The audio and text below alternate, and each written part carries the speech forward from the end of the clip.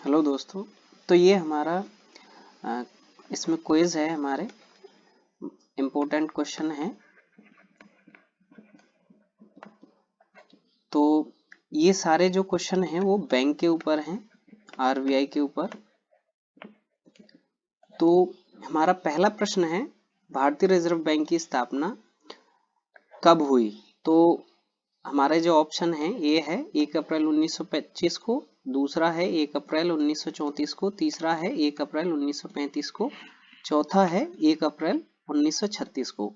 तो इसका जो राइट आंसर है वो है 1 अप्रैल 1935 को आरबीआई की स्थापना हुई थी।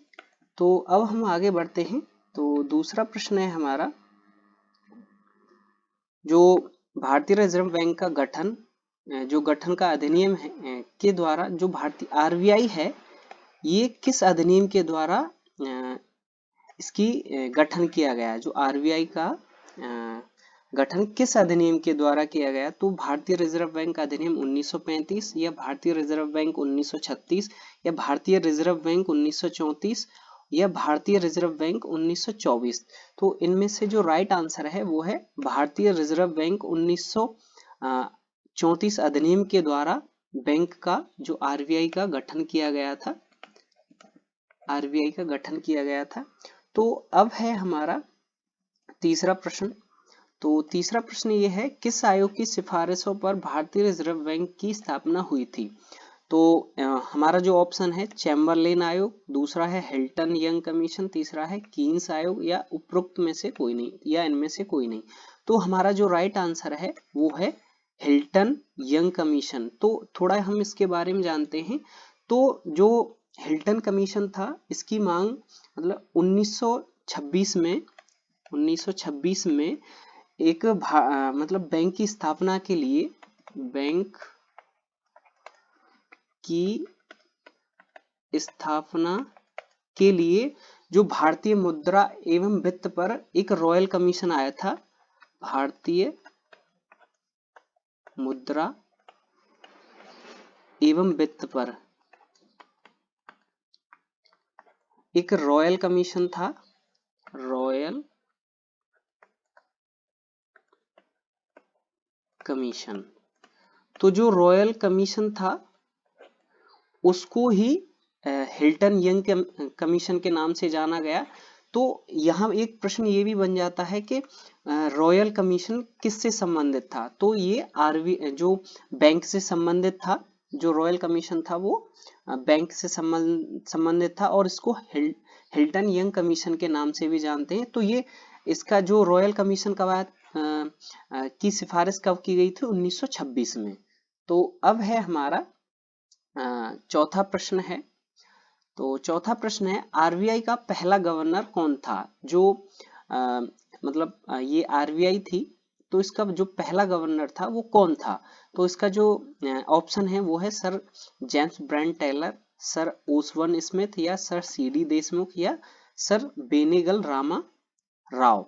तो इसका जो राइट आंसर है वो है सर ओसबोर्न स्मिथ। तो इनका जो कार्यकाल था वो था 1 अप्रैल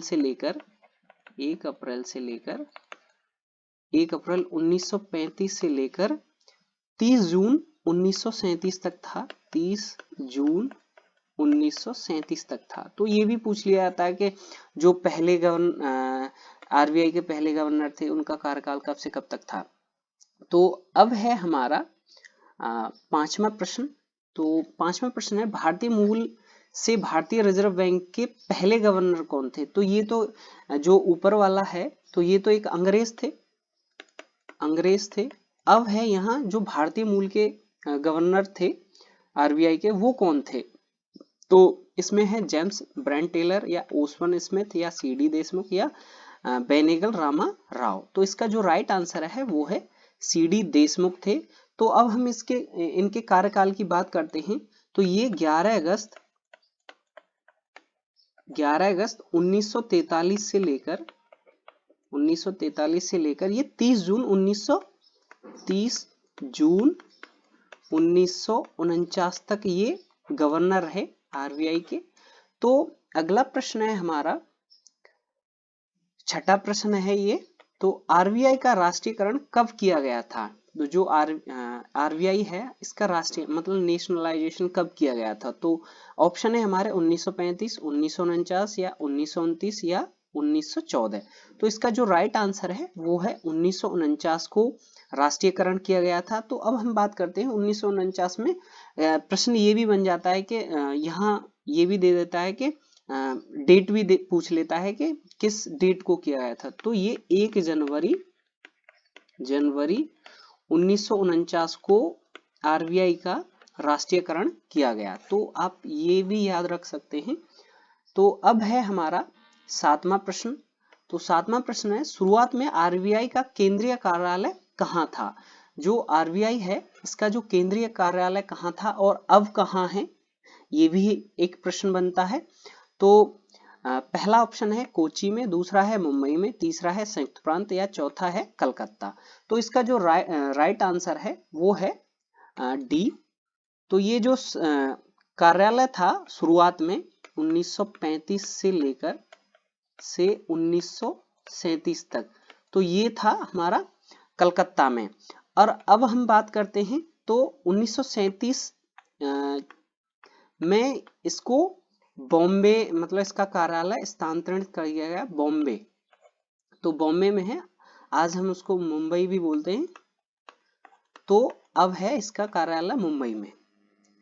तो अब हम बात करते हैं 8वां प्रश्न है। तो आरबीआई ने अप्रैल 1947 तक यहाँ किस देश के, यहाँ एक किस देश भी है, यहाँ आप थोड़ा मिस हो गया है, किस देश के केंद्रीय बैंक के रूप में काम किया? तो जो आरबीआई है इसने मतलब दूसरे देश के केंद्रीय बैंक के रूप में कार्य किया है। तो ऑप्शन है हमारा बर्मा, जापान, बांग्लादेश, मालदीव। तो इसका जो राइट आंसर है वो है बर्मा। तो बर्मा के साथ इसने ये बर्मा का केंद्रीय बैंक के रूप में कार्य किया था। इसने केंद्रीय बैंक के रूप में कार्य किया। तो ये कब से कब तक किया था? ये 1947 तक किया था। 1947 तक बर्मा के केंद्रीय बैंक के रूप में कार्य किया था। और एक और है, एक और देश है उसके साथ भी किया है, पाकिस्तान के केंद्रीय बैंक के रूप में भी कार्य किया है, केंद्रीय बैंक के रूप में कार्य किया है। तो ये इसने जून 1948 तक पाकिस्तान के जो आरबीआई है उसने जून 1948 तक केंद्रीय बैंक के रूप में कार्य किया है पाकिस्तान के। तो 2 हो गए यहाँ, बर्मा का और पाकिस्तान का। तो ये भी प्रश्न बन सकता है। तो अगला प्रश्न है हमारा, जो आरबीआई का स्वामित्व किसके पास है? तो हमारे ऑप्शन है विश्व बैंक, दूसरा है नीति आयोग, तीसरा है रक्षा मंत्रालय, चौथा है वित्त मंत्रालय। तो इसका जो राइट आंसर है वो है वित्त मंत्रालय। तो जो आरबीआई का स्वामित्व है वो है इंडियन गवर्नमेंट का जो वित्त मंत्रालय है उसके स्वामित्व में आता है। तो ये हमारा 10वां प्रश्न है। तो ये लास्ट है हमारा, आरबीआई के राज्यपाल कौन हैं? तो जो आरबीआई के राज्यपाल हैं उर्जित पटेल या शशिकांत दास या डी सुब्बा राव या श्री स्वामीनाथन जी। तो इसका जो राइट आंसर है वो है शशिकांत दास।